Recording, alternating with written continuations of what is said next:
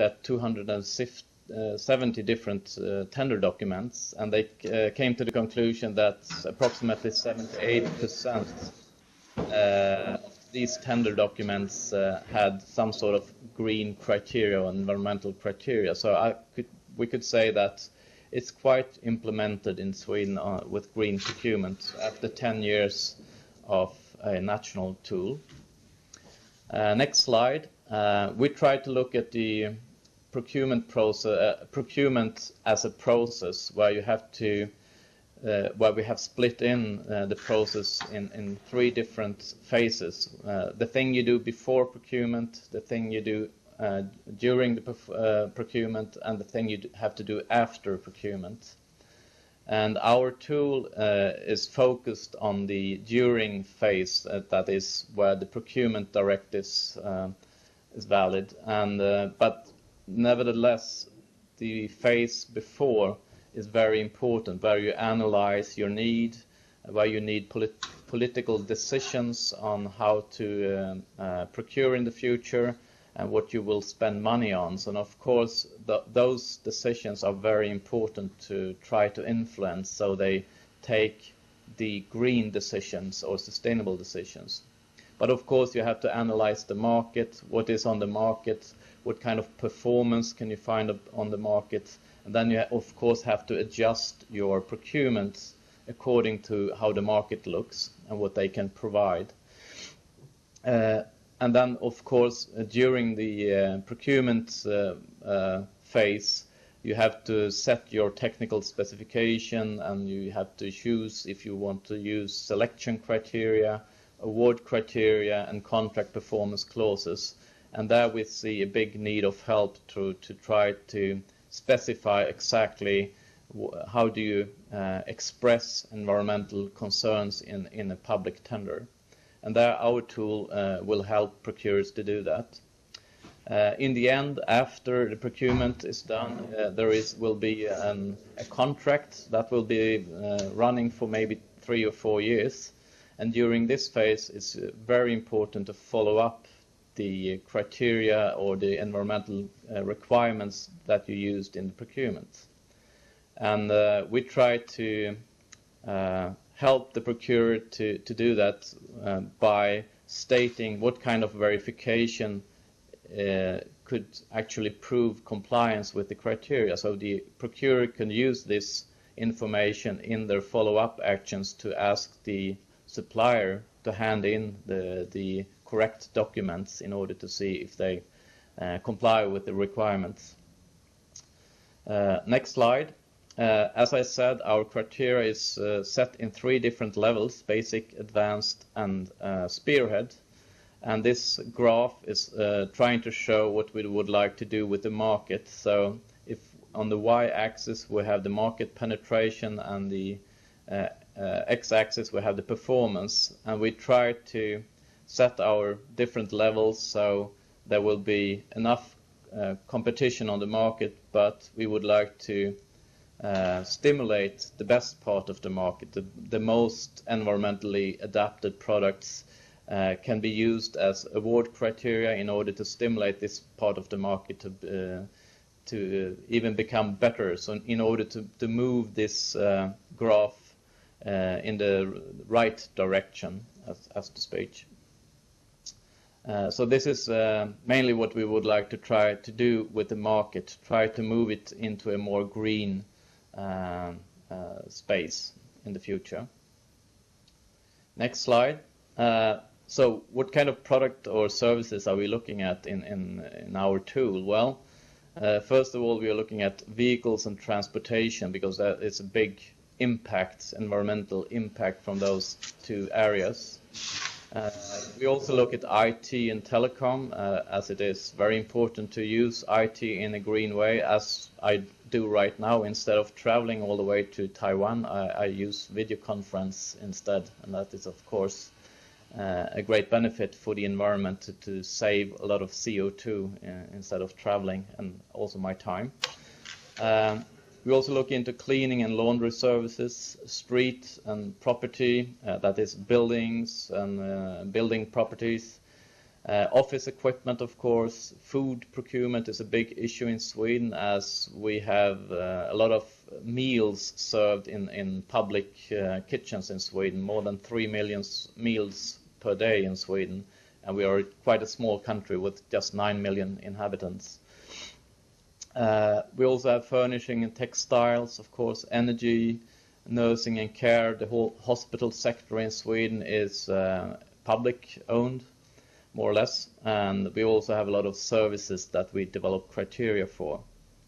As Robert mentioned, we are also developing criteria for medical technical equipment for the whole EU, and right now it's sent out for input from the rest of from Europe, and we develop criteria for more than, I think it's 20 different subgroups of medical technical devices, that is X-ray machines, dialysis machines, and so on. And we are focusing on energy consumption from these products mainly. Next slide. I brought some examples from our tool in your slides. So this one is from the household appliances, that is dishwashers, fridges and freezers and cookers and so on, tumble dryers. And this is how it looks on our homepage, where as a procurer we'll go into this homepage. And well, I didn't mention that, but it's an open space. We don't take any you don't need a login or anything. It's open for anyone to use these criteria, so it's no fee involved in it. So everybody can go into this page and find criteria for this example. This is household appliances, but you can also see that we have background documents where we provide life cycle costing calculation tools for dishwashers, for fridges and freezers, and for washing machines as well. And also a tool, a guide for how to use these life cycle cost calculations.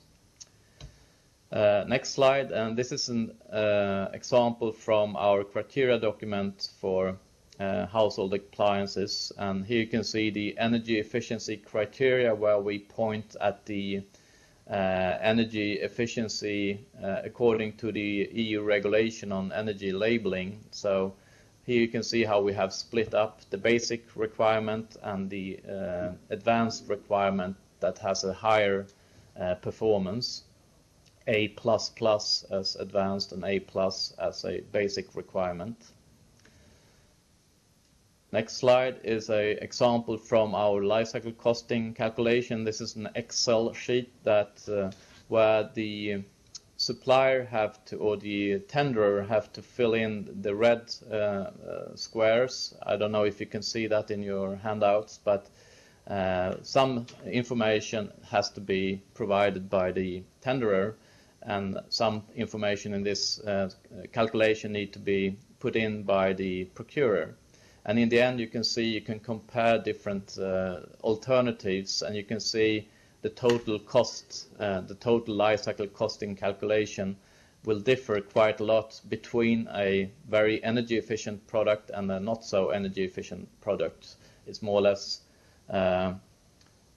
2,000 euros in this calculation, the difference. So of course, if you're a local authority and would like to save money, you have to look into life cycle costing, because it saves a lot of money for the authority. Next slide is an example from Sweden, where we have looked at the construction area, and a county in Sweden used life cycle costing when procuring just the ventilation system for the buildings, and they saved more than 1.2 million euros by just using this kind of calculation tools. And another next slide is another calculation that the Swedish Energy Authority has been calculated for Sweden. And if you really procure the best technology, in this case it's an outdoor lighting, you can save more than 50% of the annual operating cost by just choosing the best technology. In this case it would be LED technology that is quite new here in this sector. And the payback time is often very short, less than a few years. So you can actually earn money quite quick on maybe put a bigger investment, but after 5 or 6 years you will have a payback time where you can actually earn money by using life cycle costing.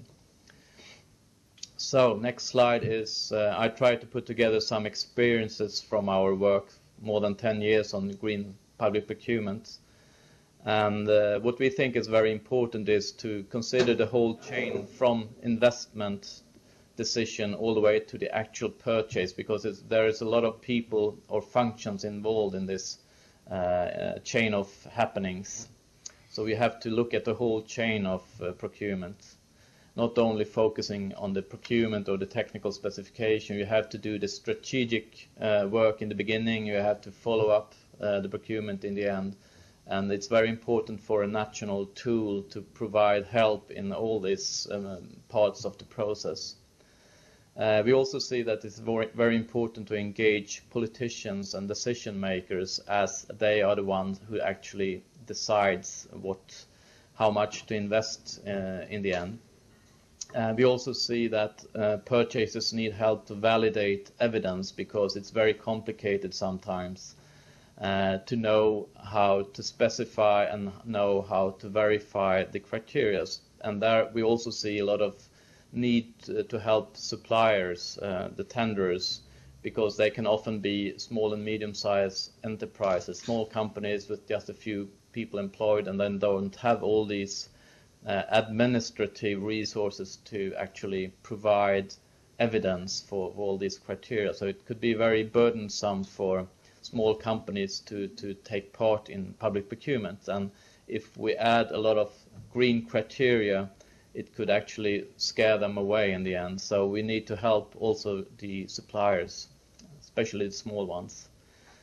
I think also I've seen a lot of green procurement programs around in Europe. I think one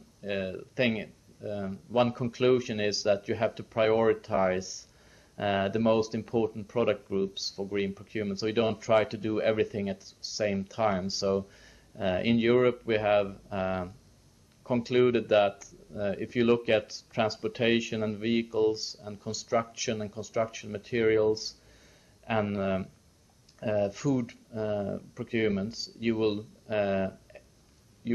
aim at 80% of the total impact from public procurement in Europe. So those 3 areas is very important to focus on when you start doing your green or sustainable procurement.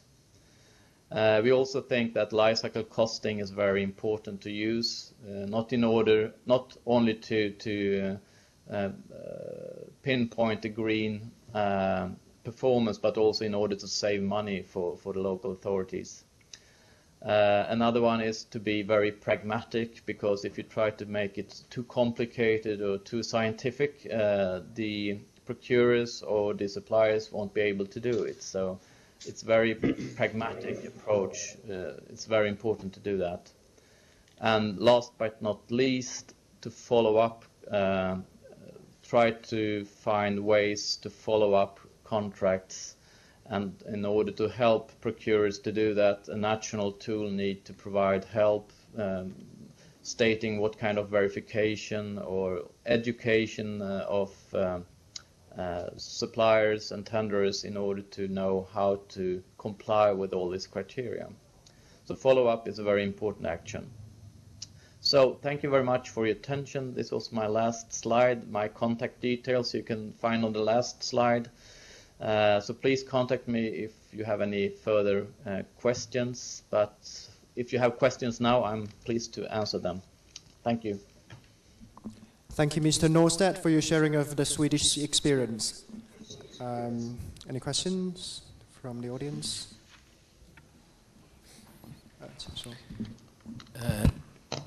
May I ask one question?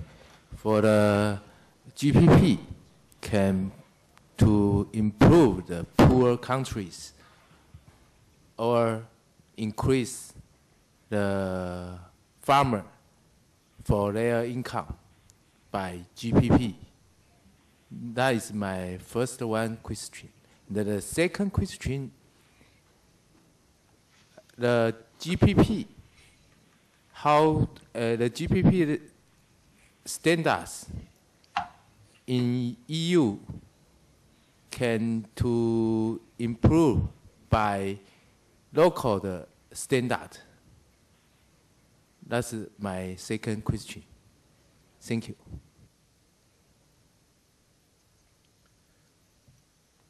Thank you. I would be glad if you could repeat the question because the sound is very weak here. So maybe the facilitator could repeat the question. I think his microphone is better. 第二个问题就是说，这个 EU 的这种GPP 的标准哈，是不是可以根据各个国家定不同的 localized standards 啊？每个国家它的这个 GPP 哈，它的 permission 哈，是不是可以不限制于统一的标准？哎，谢谢。因为他们现在欧盟，就我所知，应该是它没有本身整个欧盟的一个标准，它是各个国家自己去定的。就像他刚刚讲的是瑞典的标准，所以是我说，譬如说台湾的标准，他们可不可以接受啊？或台湾他们对台湾定一个标准可不可以？针对国家的资源、国家的生态、国家的经济条件，去定一个台湾产品可以符合 GPP 的 standard。所以你指的是就是欧盟以外的产品进到欧盟的部分是。那我可不可以问那个Robert？ 谢谢这个问题，问一下 Robert， 谢谢。Okay, I'm going to repeat his questions first, and then you can try to answer. There are two questions. The first one is that is there in any way that GPP can be helpful for farmers or poorer countries? That's the first one. The second one is that is the EU going to have like respective standards for countries outside the EU, specifically for their products? Are you going to have different standards for different countries outside the EU? That's his second question. Thank you. Well, I think the second question will be best answered by Robert, but the first one, I'm not sure I heard you. Could you please repeat the first question again? The question is that is there in any way that GPP can be helpful to farmers or poorer countries? Thank you. Well, our criteria, well, I guess you mean our food criteria because they will relate to farmers in the end, of course, how you actually grow your grains and how you treat your animals. And of course, when you look at the Swedish context, we have a very high standard for food production that is both animal products but also grains and how you grow things, how you use fertilizers, how you use food for animals and stuff like that, antibiotics and animal welfare questions. And of course, these criteria are set down in a neutral way, so anyone in Europe or outside Europe could actually fulfill them. But of course, if you have a country where you don't have this kind of high standards, it could be, of course, a barrier. But we would like to try to stimulate others to compete, to be as good or even better than our own or European production, of course. But of course, one effect could be a barrier, of course, depending on how the market looks in the specific country and what the standard is on the production in the specific country. But the idea is not to exclude anyone. It's more like trying to phase other production into a better production, a more green production or more sustainable production.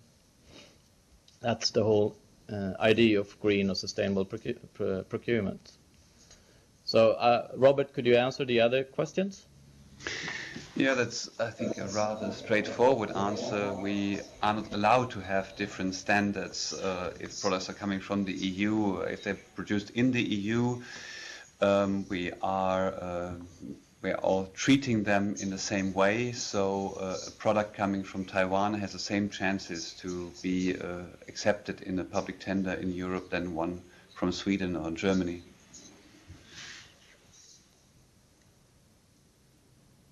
Okay, thank you, Mr. Kalkowicz. Any questions? Thank you for both of your presentation. I'm Jay. I work for Taiwan government. If I may, I would like to have 3 questions. 2 related to Robert's presentation, and highly related, and 1 related to the Peter's presentation. My question to Robert is that first question is about the target, the GPP target. It seems that the EU members set a very ambitious target. That's 50%. If I may, can you tell us why you set up this high target? And the most important, some member countries did achieve this target. And I'm curious about how do you calculate and how do you verify they do meet this requirement? 50% achievement, that's quite impressive. And the second question about the Robert presentation is about the final slide of your presentation. You mentioned that EU are currently developing some new criteria. For example, the GPP criteria for infrastructure project. Because we are also doing this kind of job, so do you have any experience or any challenge you're facing when you want to develop this kind of GPP criteria for infrastructure? Can you share with us? Thank you. And the third question is related to Peter's presentation, not about the award criteria you mentioned. But my question is about the procurement of the service procurement. That means the green service procurement.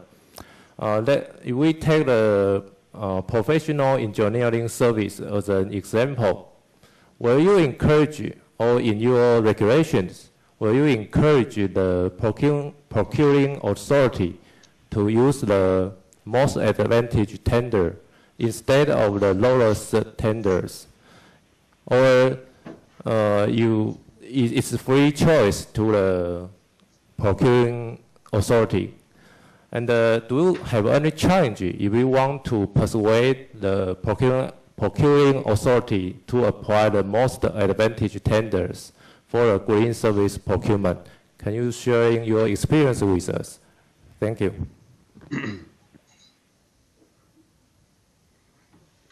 Hey, Peter, should I start? Sure, be my guest. Okay. Thanks.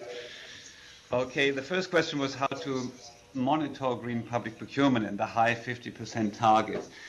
First of all, the 50% target is linked to the 10 first product groups that we have developed. So it's not about overall procurement. A lot of procurement that is being done has not so much of a green component. For example, I think the biggest spending that we're having in procurement in the European Commission is on studies and so on, and background reports, and there the environmental impact is not so big. But of course it's big in the factors that